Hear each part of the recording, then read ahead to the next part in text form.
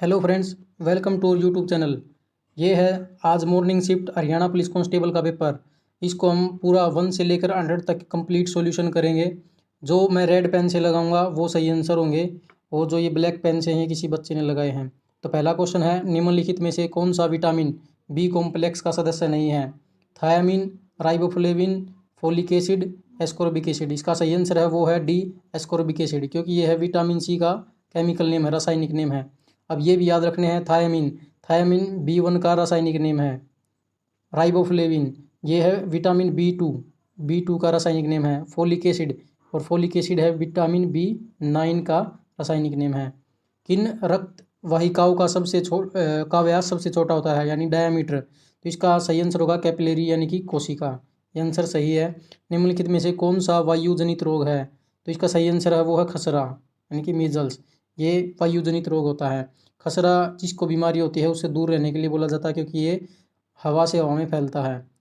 और अगला क्वेश्चन है फोर्थ, निम्नलिखित में से कौन सा हार्मोन स्टेरॉइड है? तो जो इसका सही आंसर है वो है एस्ट्रोजन।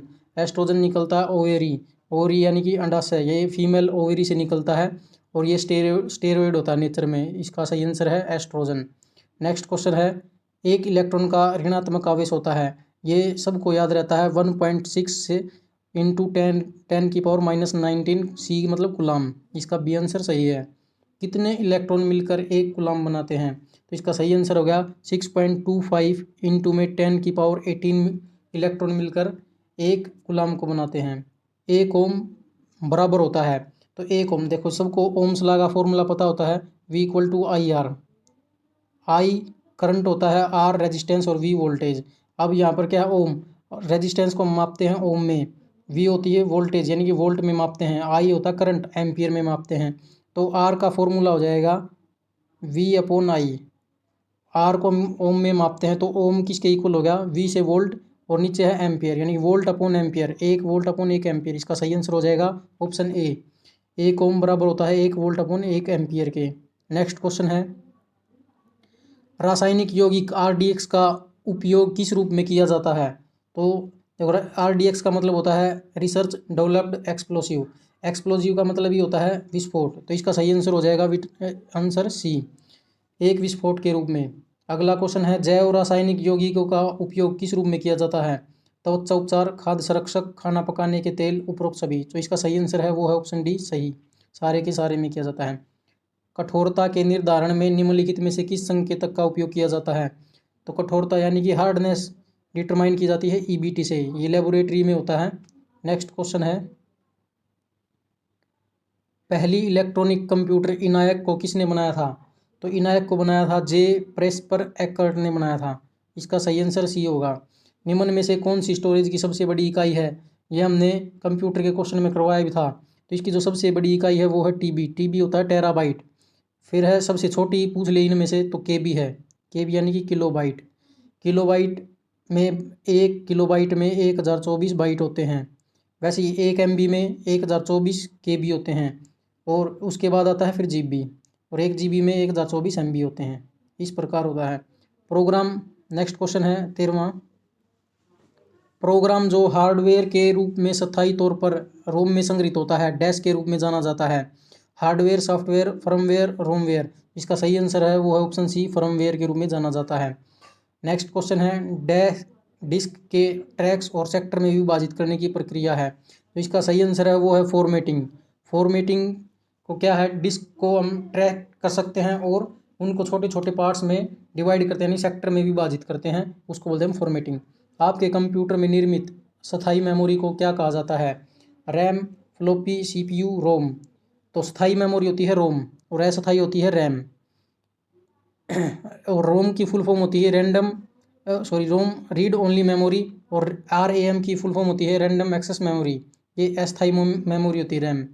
एक कंप्यूटर स्क्रीन पर एक छवि डैश की मैट्रिक्स से बनी होती है। तो कंप्यूटर पे जो स्क्रीन होती है वो किसके होते हैं, पिक्सल से होती है। इसका बी आंसर सही होगा।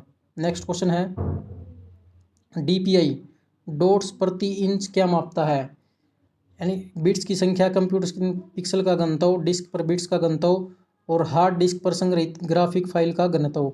जो इसका सही आंसर है वह है option B, density of pixel on a computer screen, यानी कंप्यूटर स्क्रीन पर पिक्सल का घनत्व मापता है। डाटाबेस मैनेजमेंट सिस्टम का सबसे व्यापक रूप में इस्तेमाल किया गया है। तो डाटाबेस मैनेजमेंट होता है वो रिलेशनल डाटाबेस के रूप में यूज़ किया जाता है, सबसे ज़्यादा इस्तेमाल किया जाता है। डाटा फ्लो डायग्राम पर सर्कल क्या प्रदर्शित करता है? तो डाटा सोर्स और डेस्टिनेशन, डाटा फ्लो ट्रांसफॉर्मेशन प्रक्रिया, डाटा भंडार। इसका सही आंसर है वो ट्रांसफॉर्मेशन प्रक्रिया। जब भी हम यूज़ करते हैं तो कई बार जो सर्कल होता है वो ऐसे जब नेट स्लो होता है तो घूमता रहता है, यानी कि वो डाटा को ट्रांसफॉर कर रहा है, ट्रांसफॉर्मेटिंग प्रोसेस होता है वो। नेक्स्ट क्वेश्चन है 20वां। एक सर्वर डैश एप्लीकेशन का सॉफ्टवेयर का उपयोग क्लाइंट कंप्यूटर के सपोर्ट के लिए करता है। तो एक सर्वर जो होता है वो बैक एंड के लिए करता है, यानी क्लाइंट के साइड पे बैक एंड प्रोसेस के लिए होता है। अब नेक्स्ट क्वेश्चन है TG37 ए निम्नलिखित में से फसल की एक किस्म है। तो TG37 ये है, इसका सही आंसर होगा मूंगफली की, ये है एनिमल हस्बेंड्री से। अरहर, कबूतर, मटर को आमतौर पर डैश के रूप में जाना जाता है। तो इसका सही आंसर है वो है बी, लाल चना, इसका सही आंसर होगा। मूंग के बीज में अंकुरण का प्रकार होता है, इसका जो सही आंसर होगा वो है ऑप्शन सी, हाइपोएपिलीज। 23 का है ऑप्शन सी, हाइपोएपिलीज मूंग के बीज के अंकुरण का प्रकार होता है। नेक्स्ट क्वेश्चन है 24। सोयाबीन में प्रतिशत प्रोटीन सामग्री होती है। तो 20, 30, 40, 10, जिसका सही आंसर है वो है ऑप्शन सी, 40 होती है। वैसे एग्जैक्ट होती है 45 से 46 ग्राम की होती है। मूंगफली के बीज में सामान्यतः रूप में डैश प्रतिशत प्रोटीन और डैश प्रतिशत तेल पाया जाता है। तो 25% प्रोटीन होता है और 45% तेल पाया जाता है मूंगफली में। नेक्स्ट क्वेश्चन है 26वां। कपास डैश परिवार से संबंधित है। तो इसका सही आंसर है वो है मालवेसी, मालवेसी से संबंधित है। तंबाकू में टॉपिंग का मतलब क्या है? टॉपिंग का मतलब होता है टर्मिनल कलियों को हटाना, रिमूवल ऑफ टर्मिनल बर्ड्स। इसका सी आंसर सही होगा। नेक्स्ट क्वेश्चन है 24D एक है वीडसाइड, ग्रोथ रेगुलेटर, ग्रोथ रिटार्डेट्स, और ऑप्शन डी है ए और बी। इसका सही आंसर है वो है डी, ऑप्शन ए और बी।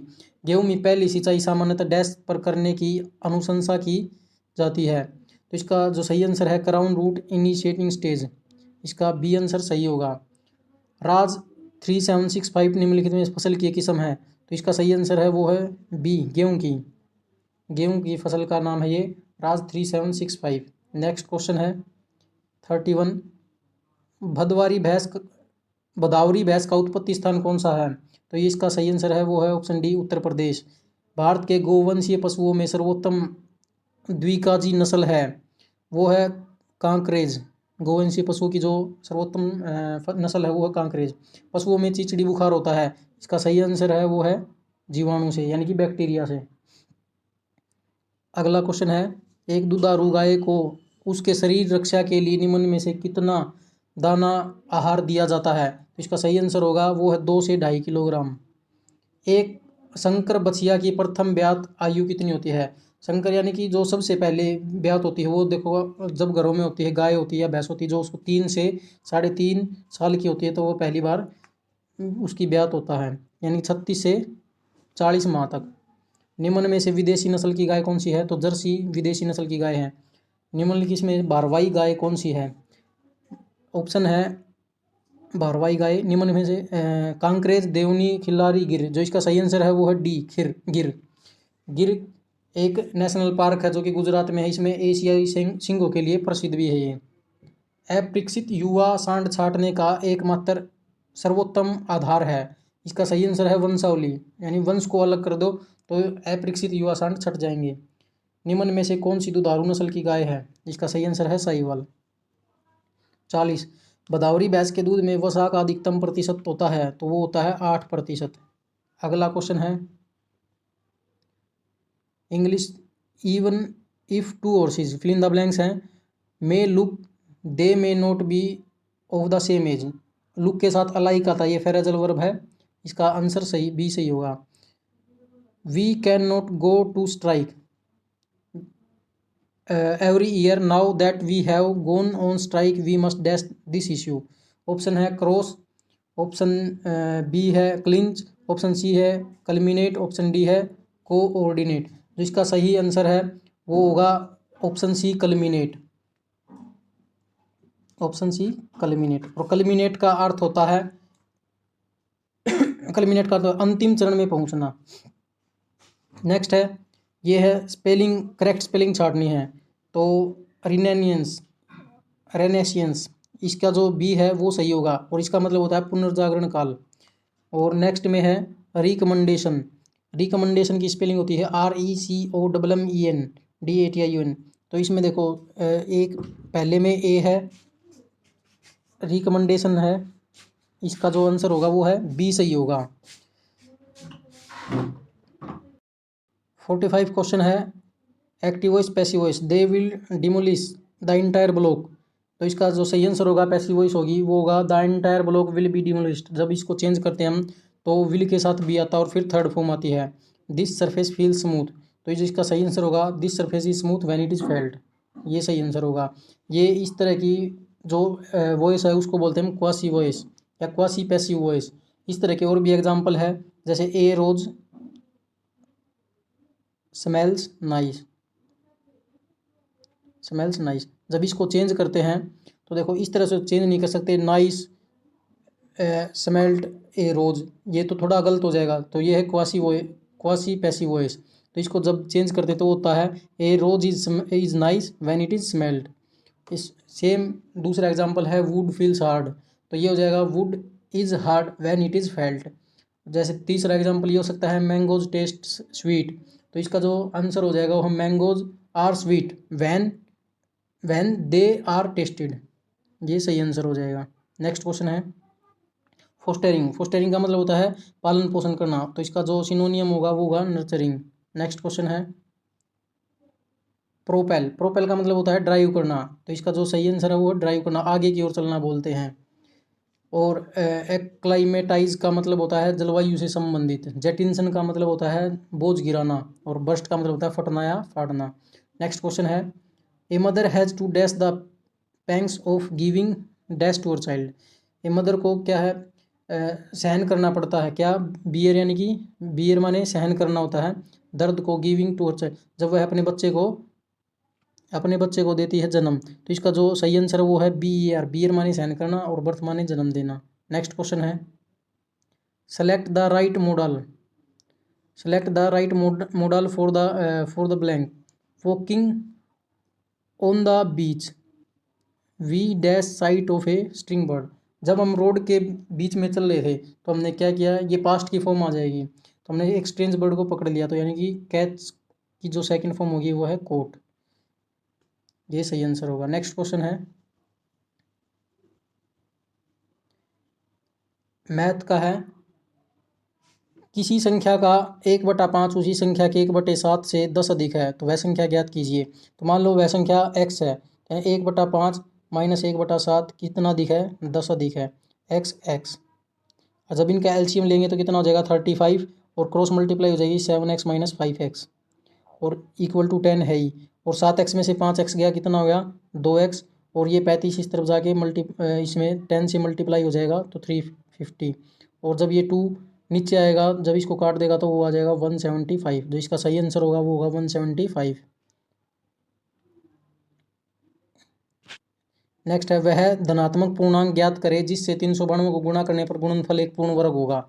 तो देखो ये सबसे आसान है ऑप्शन से करना। जो 392 है अगर मैं उसको 2 से मल्टीप्लाई कर दूं तो हो जाएगा ये 2 2 जा 4 और 784 और ये किसका स्क्वायर है, ये है 28 का स्क्वायर। तो ये पूर्ण वर्ग है। 28 को 2 बार मल्टीप्लाई करेंगे तो यानी कि वर्ग हो जाएगा और ये है 2 से मल्टी इसका यानी कि सही आंसर डी हो जाएगा। वह न्यूनतम संख्या क्या है जिसे 4 6 8 12 तथा 16 से भाग देने पर प्रत्येक स्थिति में 2 शेष बचता है। तो इसका सही आंसर है वो ऑप्शन सी 50। जब ऑप्शन से बेटर होगा सही करना, क्योंकि देखो 4 को जब डिवाइड करेंगे 50 को डिवाइड करेंगे 4 से तो 2 शेष बचेगा, जब 6 से करेंगे तो भी 2, 8 से 12 से और 16 से भी 2 ही शेष बचेगा। नेक्स्ट क्वेश्चन है एक व्यापारी एक वस्तु को 105 रुपये में बेचता है तो उसे 9% की हानि होती है। 30% का लाभ कमाने के लिए उसे वस्तु को किस कीमत पर बेचना पड़ेगा। तो देखो इसका जो आंसर होगा, देखो कॉस्ट प्राइस क्या होता है, अब इसने बेच दिया है कितने में 105 रुपये में और नीचे क्या है प्लस माइनस 100 प्लस माइनस क्या होता है 100 प्लस माइनस होता है लाभ या हानि। अब इसमें क्या हुई है, 9% की हानि हुई है तो -9 हो जाएगा और मल्टीप्लाई 100% के नाम का, तो ये हो जाएगा 105 बटे में 91 इंटू में 100। ये हो गया सेलिंग प्राइस। अब इसने क्या है, 30% का लाभ कमाने के लिए उस वस्तु को किस कीमत पर बेचना पड़ेगा। अब ये सेलिंग प्राइस हमारा क्या बन गया है, कॉस्ट प्राइस बन गया है। और इसके लिए क्या है, दिस इंटू में, और जो कितने प्रतिशत पर बेचना है, वो 30% लाभ पर बेचना, तो ऊपर होगा 100 प्लस में लाभ यानी कि 100 प्लस 30 130 बटे में 100। अब ये काट लो, 13 एकम 13 जीरो, 13 सत्ते 91 और 7 एकम 7 7 पंजे 15, यानी कि 15 गुणा में 10 150। जो इसका सही आंसर होगा वो होगा 150, 150 होगा। यदि ब्याज वार्षिक दर अर्धवार्षिक समायोजित तो हो तो 5,000 की राशि पर 4% वार्षिक दर से 1/2 वर्ष में चक्रवृद्धि ब्याज का अंतर क्या होगा। तो देखो ये है चक्रवृद्धि ब्याज, यानी कि पहले तो क्या है, 1.5 वर्ष का निकालना है। जब अर्धवार्षिक होता है तो जो रेट होती है यानी कि दर होती है वो आधी हो जाती है और जो टाइम है वो डबल हो जाता है, अर्धवार्षिक की बात है। तो देखो ये 5,000 और इंटू में 1 प्लस में 4/100, ये तो हो गया 1 साल का, और इसने कहा था 1.5 साल का, तो 1 प्लस में 2/100। जब इनको सोल्व करोगे एलसीएम वगैरह लेके तो ये आ जाएगा 5304। और नेक्स्ट है, फिर इसने बताया है कि भी अर्धवार्षिक के बाद, अर्धवार्षिक में क्या है, रेट हो जाएगी हाफ, यानी कि 4 थी तो 2 हो जाएगी, और टाइम कितना था, 2 एकम 2 और 1 3, 3/2 यानी कि डबल हो जाएगा, यानी कि 3 साल हो जाएगा। तो इसका जो फॉर्मूला होगा चक्रवर्ती ब्याज का 2/100 उसकी पावर 3, जब इसको सोल्व करोगे तो ये आ जाएगा 5306.04। और जब इन दोनों को माइनस करोगे, क्योंकि अंतर पूछा है, तो इसका सही आंसर हो जाएगा ऑप्शन ए 2.04। ये फॉर्मूला है अमाउंट, ये है प्रिंसिपल इंटू में 1 प्लस R/100, और जो ऊपर होता है टी टाइम। नेक्स्ट क्वेश्चन है, 4 साल पहले ए और बी की आयु का अनुपात 2:3 था और 4 साल बाद 5:7 हो गया। जब उनकी वर्तमान आयु ज्ञात कीजिए। देखिए मान लीजिए ये वर्तमान आयु है, तो 4 साल पहले इनकी कितना था, 2:3, और 4 साल बाद कितना हो गया, जो हो गया 5:7। आप देखो कितने साल का डिफरेंस हो गया, 4 ये 8 साल का, और प्रेजेंट हमने क्या मानी है, एक्स। तो कितना हो गया, 2x प्लस 8 बटे में 3x प्लस 8 बराबर होगा 5/7। जब इसको क्रॉस मल्टीप्लाई करेंगे तो ये हो जाएगा 14x प्लस 56, और ये हो जाएगा 15x प्लस 40। 56 में से 40 गया 16, एक्स की वैल्यू आ जाएगी 16। और अब इसने पूछी किसकी है, वर्तमान आयु पूछी है, तो 16x की आ गई, ये एक्स होता है, 16 दूनी 32 और 16 3 48, ये क्या थी, 4 साल पहले थी, लेकिन वर्तमान कितनी होगी, 4 साल बाद हो जाएगी। 32 और 4 36, और 48 और 4 52, यानी कि इसका जो सही आंसर होगा वो होगा 36 और 52। 5 पुरुष एक काम को 6 दिनों में कर सकते हैं। 5 पुरुष यानी 5 मैन एक काम को 6 दिनों में कर सकते हैं, और 10 महिलाएं उसी काम को, 10 फीमेल उसी काम को कितने दिन में कर सकती हैं, 5 दिनों में कर सकती हैं। तो बताना है 5 महिलाएं और 3 पुरुष उसी काम को कितने दिनों में पूरा करेंगे। तो जो महिलाएं हैं ये इसके नीचे ले आओ, 5m में 10f, m मेल यानी पुरुष और f फीमेल यानी कि महिलाएं, तो ये हो जाएगा 5/6। 5 एकम 5, 5 दूनी 10 और 2 एकम 2, 2 3 6, यानी कि महिला की जो पुरुष की एफिशिएंसी है, काम करने की क्षमता है, वो आ गई 5, और महिला की जो एफिशिएंसी है वो आ गई 3। अब टोटल काम कैसे निकालेंगे, इनमें से एक वैल्यू इसमें रख देंगे। जैसे मैन की रख दी, एफिशिएंसी 5 थी, 5 आदमी थे, 5 5 25, और कितने दिन काम किया उन्होंने, 6 दिन, 25 6 150, यानी कि टोटल काम हमारे पास कितना आ गया, 150 आ गया। अब कितने, 5 महिलाओं और 3 पुरुष को काम करना हो, 5 महिलाओं की जो एफिशिएंसी थी वो कितनी थी, 1 महिला की 3, और 5 महिलाओं की कितनी होगी, 15, सेम है। फिर क्या है, 3 पुरुषों की जो एफिशिएंसी थी वो कितनी हो जाएगी, 1 पुरुष की 5 और 3 की फिर 15, 15 15 30, यानी कि 150 बटे में 30, और 0 से 0 3 पंजे 15, यानी कि 5 महिलाएं और 3 पुरुष उस काम को मिलकर 5 दिन में कर देंगी। ये है। नेक्स्ट क्वेश्चन है, 100 मीटर लंबी एक रेलगाड़ी 30 किलोमीटर प्रति घंटा की चाल से चल रही है। एक प्लेटफॉर्म के निकट खड़े एक व्यक्ति को पार करने में लगा समय सेकंड में ज्ञात कीजिए। तो देखिए ये मीटर में है और ये किलोमीटर प्रति घंटा में है, तो पहले इसको क्या है, किलोमीटर प्रति घंटा को मीटर सेकंड में तोड़ लेते हैं, तो उससे 5/18 से मल्टीप्लाई करनी पड़ेगी। 6×5 = 30 और 6×3 = 18, ये हो गया 25/3 मीटर पर सेकंड, ये आ गई चाल। और समय का फॉर्मूला होता है टाइम, यानी कि दूरी अपोन में चाल, यानी कि डिस्टेंस कितना है 100 मीटर और चाल कितनी है हमारे पास 25/3 आ गई, और 3 ये ऊपर घूम के ऊपर चला जाएगा, 25 एकम 25, 25 चौक 100 और 4 3 12, यानी कि जो समय लगेगा वो होगा 12 सेकंड। नेक्स्ट क्वेश्चन है, ए तथा बी की औसत मासिक आय रुपये 14,000 है, बी तथा सी की मासिक आय 15,600 है, और उसके बाद है सी तथा ए की जो मासिक आय है वो 14,400 है, और सी की मासिक आय बतानी है।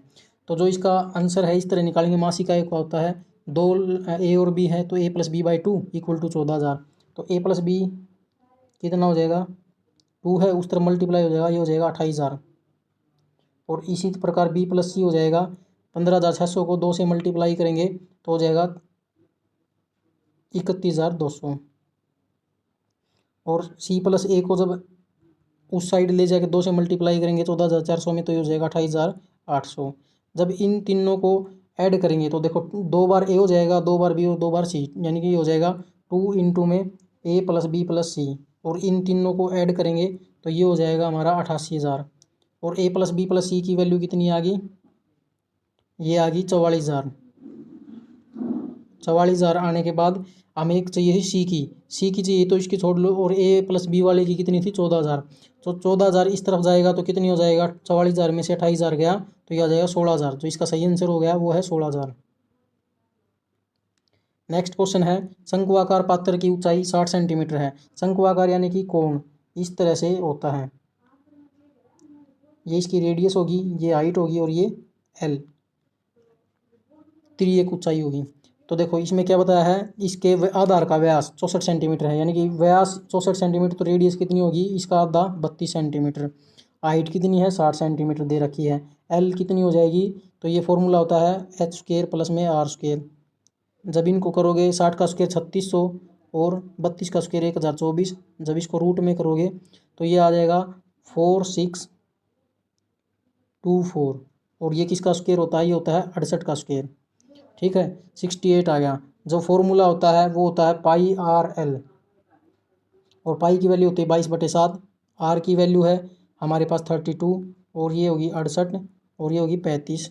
जो एरिया को अगर हम कोस्ट से मल्टीप्लाई कर दें तो हमारा जो है ये रंगने का खर्चा आ जाएगा, और ये मीटर में दे रखा है लेकिन ये सारी चीज़ सेंटीमीटर में, तो इसको सेंटीमीटर में कन्वर्ट कर लो तो 100 से डिवाइड कर दिया, और मीटर स्क्वायर है तो 2 बार 100 से डिवाइड करना पड़ेगा। जब इसको सोल्व करने के बाद सारा जो आएगा वो आएगा 23.94, जब इसको सोल्व करने के बाद आंसर हमारा फाइनल होगा 23.94। अगला क्वेश्चन है, यूरिया से अंतर हरियाणा के किस जिले में है, तो जो इसका सही आंसर है वो है पानीपत। नेक्स्ट क्वेश्चन है, NH-70 हरियाणा को किन 2 शहरों से जोड़ता है, तो जिसका सही आंसर है वो है सी, रोहतक पानीपत को जोड़ता है। नाहर वन्य जीव अभ्यारण्य हरियाणा के किस जिले में है, तो वो है रेवाड़ी में। हरियाणा के पहले राज्यपाल कौन थे, तो वे थे धर्मवीर। और ये पूछ ले सबसे लंबा कार्यकाल किसका चला, तो वो था BN चक्रवर्ती का। और ये पूछ ले भाई सबसे कम कार्यकाल किसका रहा राज्यपाल का, तो ओम प्रकाश। तो नेक्स्ट क्वेश्चन है हमारा, 2021 तक क्षेत्रफल की दृष्टि से भारत में हरियाणा का स्थान कौन सा है, तो वो है 21वां। अगर ये पूरे भारत की बात है यानी केंद्र शासित प्रदेश को मिलाकर अगर बात करें सिर्फ और राज्यों की, तो भारत का इसका हरियाणा का स्थान 20वां होगा। हरियाणा का कौन सा प्रसिद्ध लोक नृत्य पुरुषों और महिलाओं दोनों द्वारा किया जाता है, इसका सही आंसर है वो है फाग नृत्य है, फाल्गुन माह में किया जाता है। और जो खोड़िया नृत्य है वो शादी के बाद किया जाता है। तीज नृत्य तीज के दिन किया जाता है। लूर नृत्य में क्या है, प्रश्न उत्तर पूछे जाते हैं। और खेड़ा नृत्य होता है वो होता है दुख में किया जाता है, किसी बुजुर्ग की मृत्यु के टाइम पर। चंडीगढ़ के उच्च न्यायालय का भवन का डिजाइन किसने किया था, तो जो इसका सही आंसर है वो है बी, ली कार्बूजिन। और ये पूछ ले कहाँ से हैं, फ्रांस से थे। और चंडीगढ़ का गठन कब हुआ, तो ये हुआ 2 अप्रैल 1952 को। अगला क्वेश्चन है, हरियाणा को कितने भागों में बांटा गया है, इसका सही आंसर है, यानी डिवीज़न कितने हैं, 6 हैं। और वे कौन से हैं, गुड़गांव, हिसार, अम्बाड़ा, रोहतक, करनाल और फरीदाबाद। जो करनाल और फरीदाबाद हैं वे नए बने हैं। अगला क्वेश्चन है, इब्राहिम सूरी का मकबरा कहाँ है, तो वो है नारनौल में। हिरण पार्क हरियाणा के किस निम्नलिखित में किस स्थान पर है, तो वो है महम। महम पड़ता है रोहतक में। वैसे इसका सही आंसर है हिसार। हिसार ऑप्शन में नहीं है तो महम। अगला है रीजनिंग। स्पर्श महसूस करना, अभिवादन, इसका हो जाएगा स्वीकार करना। राजीव अतुल का भाई है, ये राजीव है और ये अतुल हो गया, ये दोनों क्या है, आपस में भाई हैं। उसके बाद क्या है, सोनिया सुनील की बहन है, ये सोनिया होगी और ये क्या हो गया, सुनील। सुनील ये क्या है, भाई बहन है। और तो यह बताइए कि अतुल सोनिया का पुत्र है, ये अतुल क्या है, सोनिया का पुत्र है। अतुल है तो राजीव भी हो गया क्योंकि दोनों भाई हैं। तो राजीव का सोनिया से क्या संबंध है, तो राजीव क्या हो गया, बेटा हो गया, पुत्र। इसका सही आंसर बी हो जाएगा। नेक्स्ट क्वेश्चन है, यदि माइनस का अर्थ है, सब में क्या है, 70 है, 2 है, फिर उसके बाद क्या है, 4 है, 5 है, फिर 6 है। अब ये इनके जो निशान है वो लिख लेते हैं। जो माइनस है वो क्या है, माइनस का अर्थ है भाग, भाग यानी कि डिवाइड करना। फिर प्लस का अर्थ है घटाना, ये घटा दिया। और भाग का अर्थ है गुणा, गुणा कर दिया। और गुणा का अर्थ है जोड़ना, ये जोड़ दिया। तो देखो 235 हो जाएगा जब काटेंगे। तो 5 चौक 20 प्लस में 6, 35 में से 20 गए 15, 15 में से 6 जोड़ेंगे 21, यानी कि इसका बी आंसर सही हो जाएगा। नेक्स्ट क्वेश्चन है, निम्नलिखित में से संख्याओं के उस जोड़े को ढूंढिए जो समानतः गुण के अभाव में समूह ग्रुप से संबंधित है। तो देखो जो ये है, इसमें पैटर्न है, जब 40 को डिवाइड करेंगे 5 से तो 8 आएगा, 32 को 4 से करेंगे तो भी 8 आएगा, 88 को 11 से करेंगे तो भी 8 आएगा। लेकिन बी में क्या है, जब 60 को 12 से डिवाइड करेंगे तो 5 आएगा, यानी कि सबसे ये अलग यही हो गया। एक आदमी अपने कार्यालय से चला और 5 किलोमीटर पूर्व की ओर गया। तो 4 दिशाएं होती हैं, नॉर्थ, ईस्ट, साउथ, वेस्ट। उत्तर, पूर्व, पश्चिम, दक्षिण और पश्चिम, ये हो गया इस तरह से। अब ये क्या है, 5 किलोमीटर पूर्व की ओर गया, ये 5 किलोमीटर गया। फिर उसके बाद वह बाएं मुड़ा, बाएं यानी कि इस तरफ गया, 3 किलोमीटर, ये आ गया। फिर वह दोबारा बाएं घूमा और 5 किलोमीटर चला, तो अब वापिस से ये 5 किलोमीटर ये आ गया। अब वह पर आरंभिक बिंदु से कितनी दूर है, तो ये आरंभिक बिंदु से कितनी दूर है, ये देखो, ये डिस्टेंस होगा वही ये डिस्टेंस होगा, तो यानी 3 किलोमीटर, इसका सही आंसर होगा। लुप्त स्थान ज्ञात कीजिए, 33, 28, 24। देखो 33 में से 5 गए 28, 28 में से 4 गए 24। अब कितना आना चाहिए, 24 में से 3 गए 21 आना चाहिए। फिर 21 में से 2 गए 19, 19 में से गए 18, यानी कि इसका आंसर जो होगा वो सी ए 21 होगा। लिबरलाइजेशन को एक कूट भाषा में ये लिखा गया है, उस कूट को एरिएशन में किस प्रकार लिखेंगे। तो देखो लिबरेशन में 14 लेटर हैं और 14 ये दे रखे हैं, यानी कि हर लेटर का एक सिंगल वर्ड है। तो एरिएशन में क्या हो जाएगा, ए कौन से नंबर पर है, छठे नंबर पर। छठे नंबर पर कौन सा अक्षर हो गया, एक, यानी कि पहला जो अक्षर होगा वो होगा एक। और फिर ई क्या है, ये चौथे नंबर पर, ये हो गया 5। फिर उसके बाद आर है, आर का जो लेटर हो जाएगा वो हो जाएगा 6, 156। तो इसमें सिर्फ एक ही ऑप्शन है 156, ये ही आंसर हो जाएगा। अगला क्वेश्चन है, कुछ पक्षी बादल हैं और घोड़ा पक्षी है। कुछ पक्षी बादल हैं और घोड़ा पक्षी है, तो और निष्कर्ष क्या है, कुछ बादल पक्षी हैं, घोड़ा बादल नहीं है। तो यानी कि जो निष्कर्ष दो है वो गलत ही हो जाएगा बिल्कुल। इसका मतलब क्या है, निष्कर्ष क्या है, ए सही हो गया, केवल एक सही है। कुछ पक्षी बादल हैं तो कुछ बादल पक्षी भी होंगे, और घोड़ा पक्षी है तो इसने बताया घोड़ा बादल नहीं है। इसका मतलब क्या है, घोड़ा बादल नहीं तो ये पक्षी नहीं है, इसका मतलब ये आंसर गलत हो गया, तो केवल एक सही है। अगला क्वेश्चन है, लड़कों की एक पंक्ति में श्रीनाथ बाएं से सातवां है, ये हो गया श्रीनाथ बाएं से सातवां। और वेंकट दाएं से 12वां है, ये दाएं से 12वां हो गया वेंकट। और ये बोल रहा है यदि वे अपना स्थान बदल लें, तो श्रीनाथ बाएं से 22वां हो गया, तो यानी यहाँ पर वेंकट की जगह पे श्रीनाथ आ गया और श्रीनाथ की जगह पे वेंकट चला गया, तो श्रीनाथ बाएं से 22वां हो गया। तो ये हो गया, यानी कि इस पोजीशन पर ये 22वां और ये 12वां है। तो टोटल कितने लड़के हैं, तो ये देखो इन दोनों को ऐड कर दो, 22 + 12 तो कितना हो गया 34, और उसमें से एक माइनस कर दो, क्योंकि ये दो बंदा है वो 2 बार काउंट हो गया, इस तरफ से भी इस तरफ से भी। तो इसका सही आंसर होगा वो गया 33।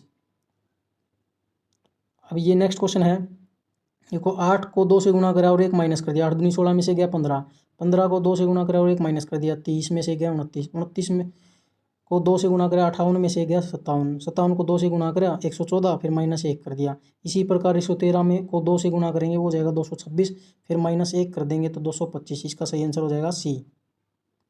अगला है संबंधित शब्द ज्ञात कीजिए। घंटा, सेकंड, तृतीयक क्या होगा? देखो जो 1 घंटे का तीसरा भाग होता है सेकंड, तो तृतीयक भाग का तीसरा हो गया यानी प्रथम भाग, प्राथमिक हो गया। गोपाल ने गोविंद की ओर इशारा करते हुए कहा कि इसका पिता मेरे पिता का इकलौता पुत्र है। गोपाल से गोविंद का क्या संबंध है? तो एक गोपाल ने गोविंद, ये गोपाल हो गया और ये गोविंद हो गया। समझा देता हूँ। मान लो मैं हूँ और मेरा बेटा है, तो उसने मेरा नाम गोपाल है और मेरे बेटे का नाम गोविंद है। उसने बताया, गोपाल ने गोविंद को इशारा किया, यानी मैंने अपने बेटे की तरफ इशारा किया और कहा मेरे इसके पिता, यानी इसका पिता यानी मैं खुद हो गया। फिर इसके पिता मेरे पिता के, ये मेरे पिताजी ये हो गए, उनका इकलौता पुत्र हूँ, यानी कि मैं खुद एक अकेला बेटा हूँ। यानी कि इस प्रकार गोपाल से गोविंद का क्या संबंध है? तो गोपाल क्या हो गया? गोविंद क्या हो गया? गोविंद गोपाल का बेटा हो गया, यानी कि पुत्र सही हो गया।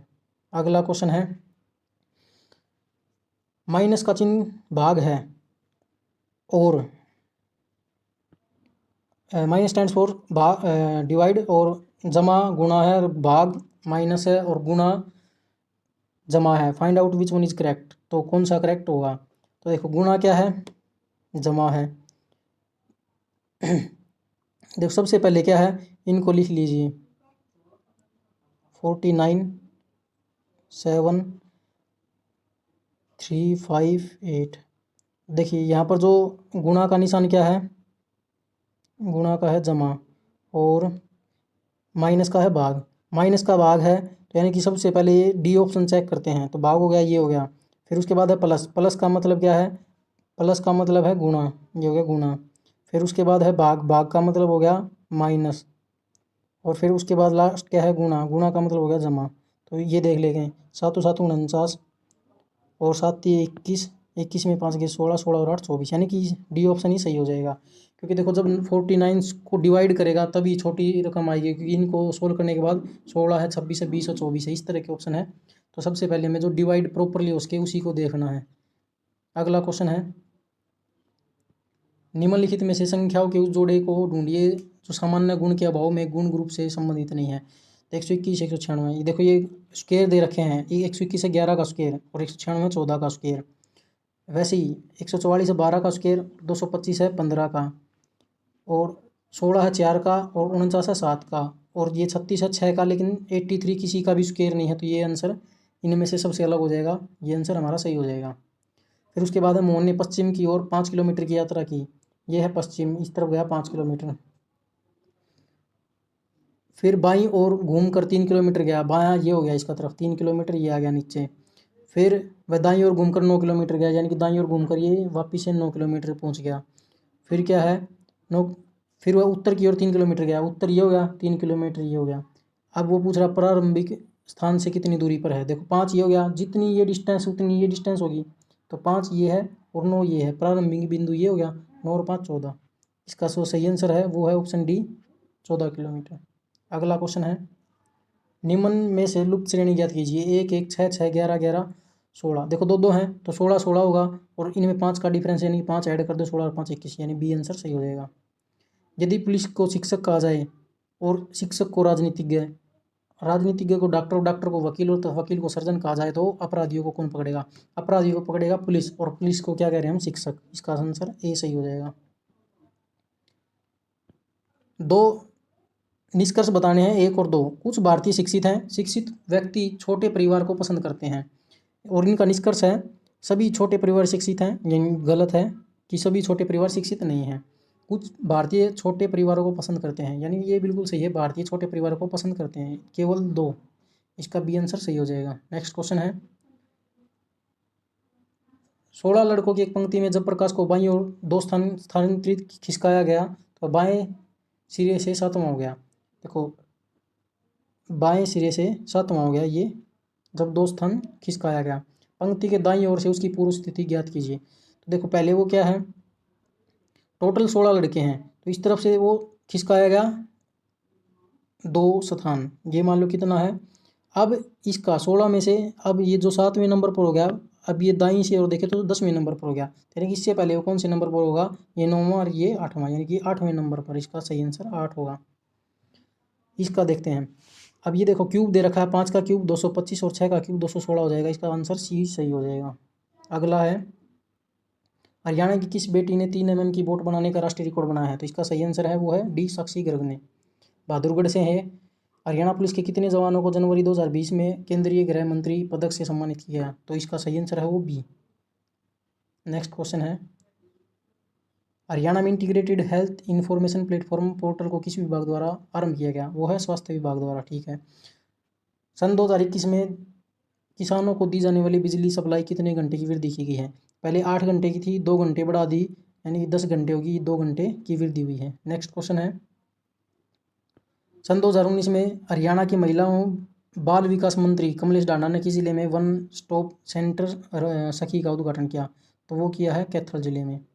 गणतंत्र दिवस के अवसर पर हरियाणा के राज्यपाल ने किस जिले में झंडा फहराया है, वो फहराया है अम्बाड़ा में।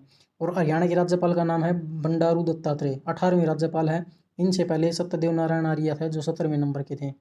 हरियाणा का कौन सा खिलाड़ी भारत का 229वां एक दिवसीय खिलाड़ी बन गया है, इसका जो सही आंसर है वो है डी, नवदीप सैनी बने हैं, और ये हरियाणा के करनाल जिले से संबंधित हैं। अगला क्वेश्चन है, किस हरियाणा खिलाड़ी को फिक्की ने sports person of the year 2019 का पुरस्कार प्रदान किया है, इसका सही आंसर है वो है डी, रानी रामपाल, और ये किस खेल से संबंधित है, हॉकी से। अगर पुरुषों की बात करें तो क्या होगा, वो है बजरंग पुनिया। हरियाणा ने अवैध खनन पर निगरानी रखने के लिए कौन सी योजना शुरू की है, वो है ई रवाना योजना। और अंतिम क्वेश्चन है 168वीं ऑल इंडिया पुलिस रेसलिंग प्रतियोगिता का आयोजन हरियाणा किस शहर में किया गया, वो किया गया था गुड़गांव में। ये है बिल्कुल 1 से लेकर 100 तक का कंप्लीट सॉल्यूशन। वीडियो पसंद आए तो लाइक करना, हमारे चैनल को सब्सक्राइब करें। धन्यवाद, जय हिंद।